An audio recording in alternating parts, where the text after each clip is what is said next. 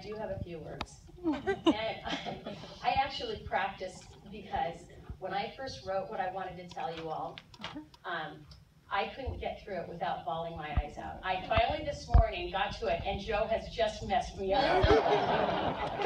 And I understand the emotions involved when Elisabetta sang the Italian national anthem, and then the American one. It's like our worlds are totally together. So anyhow, I'm going to try to get through this without crying too. I'm angry at you. But just like all of you, growing up Italian is all I've ever known. From an early age, bragging came totally naturally to me. I told anyone and everyone I was 100% Italian.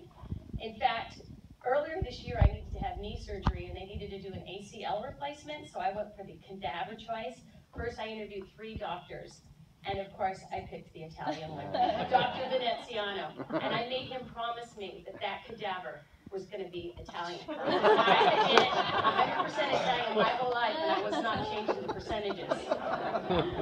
I didn't travel to Italy till I was 15 years old, but when I stepped off that plane with my maternal grandmother, my connection was ignited. And she made sure I went to every town, every village that each of my grandparents was born in. I met aunts and uncles and cousins and extended family, and the connection was solidified. So much so that when I returned home, will you guys stop crying? So much so that I started a savings account, and I titled it Italy for my return trip. And I immediately started writing to my Italian relatives. I just took an Italian-English dictionary, pulled words out of it, not even realizing I should be conjugating the verbs. So like Joe was saying, Italian heritage is truly a gift from those that traveled here from Italy. They gave up everything to try to find a new life. They left the comfort of their homes, their food, their native language, to come to an unknown land. But they came here ready to work and hands ready to take it on. They wanted to build successful lives, and they raised their children to speak English and to know what the American dream could potentially bring to them. They worked so hard, and it was always sempre avanti, always look forward. Their parents wanted them to be Americans, and they still instilled the traditions from Bella Italia. The food, the culture, the holidays, the importance of family, and their deep love for their homeland. Our roots, and I mean our roots, are so deep with passion that we try to one-up the next Italian American.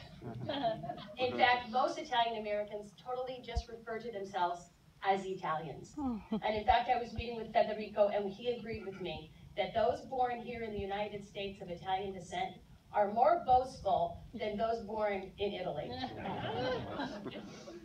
Passion for my Italian heritage did not lessen as I got older. In fact, it intensified. I was so proud of my maiden name, Colarossi, that I was determined to find a husband with an equally good name. Or I wasn't changing mine. Michael Carabini came around, and he was perfect. Number 1, he was Italian, which was a prerequisite. Number 2, as we got more serious, I started thinking, Vicky Carabini, Vicky, perfetto, non c'è male.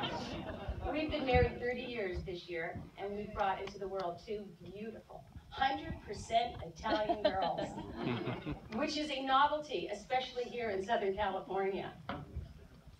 Oh, he would like to both to stand. Oh, okay.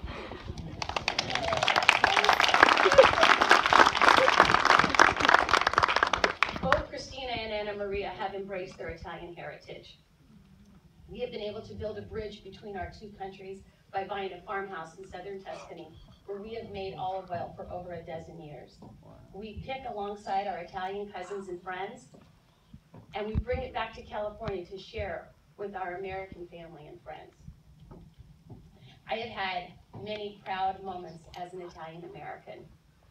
Getting Italian citizenship for myself and my family, hearing my daughters speak Italian, Christina sing Italian songs whenever I asked whether she wanted to or not. But most recently, watching Anna Maria play lacrosse on the first ever Italian national lacrosse team in the Czech Republic this past August. About her. But watching her sing the Italian national anthem alongside her Italian teammates truly brought me to tears.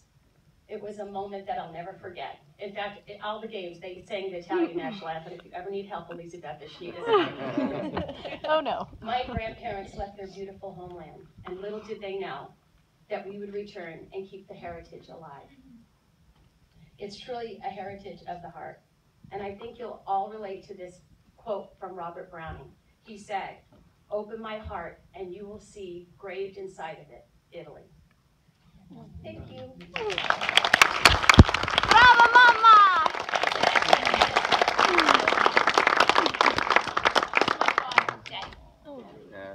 Stand up.